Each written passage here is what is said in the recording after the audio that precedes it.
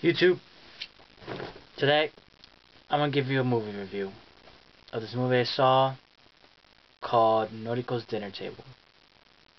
And I'm sure you're all wondering why I'm wearing glasses. I'm wearing glasses because I feel like it. So, this movie, I spent 2.5 hours watching this movie. And at the end, I didn't know. And I was like, I was gonna make a video, but then I was like, give it a few days. Let it cool down. And I've cooled down. But I need to address this. I need to address this movie which as nice as I can be, was not a good movie. Okay? There's only one other video review about this movie, Noriko's Dining Table, on YouTube. And he gives a praising review. I beg to differ. So a little rundown. Gosh, I don't even know. This movie is about this girl who runs away to Tokyo to live a new life, and in the end realizes that a lot of life is superficial and fake, and she becomes so wrapped up in it she can't understand the difference between reality and fiction anymore. Okay, simple enough, you know. But then it starts going into other things. Like, her sister decides to run away too. But her sister's intent was to have her other sister, the one who ran away, Noriko, find her true self. Because she seems to be having an identity crisis. And Yuka seemed to have everything set in stone. And in doing so, Yuka pretends to be something she's not. She pretends to have fallen for the same delusions that her sister Noriko has fallen into. Very simple. Up until this point, I'm like, okay, cool. These kids are spoiled brats, complaining about life in the suburbs, pretty much what it is, and the superficiality of it. And so they run away from home and live even more lives and help others live fake lives, which is pathetic. But there are some underlying themes which are true. Superficiality in families is a big thing. Putting up a farce. And up until this point, I'm like, okay. But then hopefully they're gonna realize that what they're living is not real happiness. What was real happiness, what was reality, was what you were living before.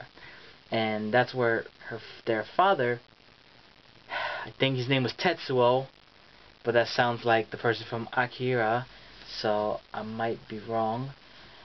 But he comes in, and eventually he decides to go into Tokyo to find them, but only after his mother commits suicide, or not his mother, his wife commits suicide because of their daughters. Okay? I don't know how much more dose of reality you can get than what they had,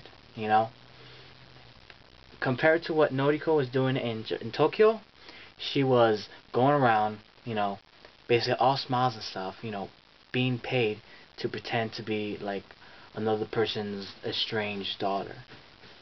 Compared to what she had back in wherever she lived, where they didn't talk. But, well, they didn't talk. Their father talked. Okay? And it goes into how the father was just living a lie. Because he was the only person in this damn movie who actually seemed happy. Him and this other person, which I will get into. Alright? They were the only people who seemed to be happy. Alright? And you know what? Maybe it was superficial. You know what? But this guy, he had the right mentality, because it's like, yeah, we can go around thinking, this shirt was made in a sweatshop and, life is so horrible. Or we can go around enjoying the better things in life, like their father Tetsuo did. He was a journalist and he covered good news. How often do you see that? So it's like, alright, yeah, there's a lot of rubbish in the world, but how about we look on the bright side, which is what their father did. But they couldn't really accept that. So the father finally goes to Tokyo to try to find him. The wife has killed himself. Basically, this is all he has. He puts his brain together, and he actually finds them, which is quite impressive. And goes into it. He's got it. He's got this whole plan. He gets his friend, journalist friend, into it, and they got it all set up. And another person I haven't mentioned is this woman named Ueno Station 54. That's apparently her name. Yeah. And she's in, and she catches onto their plan, and she tries to stop him. First off, why are you trying to stop him? This girl has basically been living a whole lie. Her whole life is acting, so obviously she doesn't know how to react, to anything. And this movie was fine. This movie, up until the last 20 minutes, this movie, if you go in with an open mind, is great. It's a great movie. But the last 20 minutes, everything just spirals out of control. And it's unacceptable. Alright? The father finally sees the kids. He has this whole setup, to get these kids to realize what's going on. The younger sister, Yuka, knows what's going on already, so he doesn't need to do this. And, he's got his friend doing it, But then all hell breaks loose. The father doesn't know how to react, somehow, for some reason, goes ballistics, pulls out a knife, and starts rooting it at these two girls. And I'm like, what? Where's this coming from, Like, this guy had so much control, and just to see him suddenly blank out, it just didn't make any sense. And, it's just ridiculous, The father ends up becoming just like everyone else, trying to live this false life. And it's like,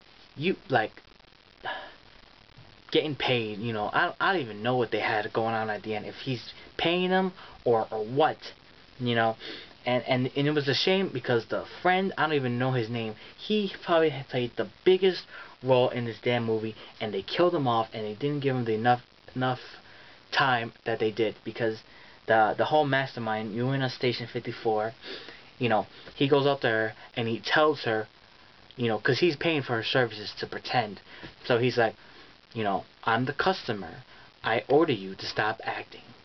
And she goes ballistic. She doesn't know what to do. She is freaking out. Everything is like, I was like, genius. Probably the best part of the movie.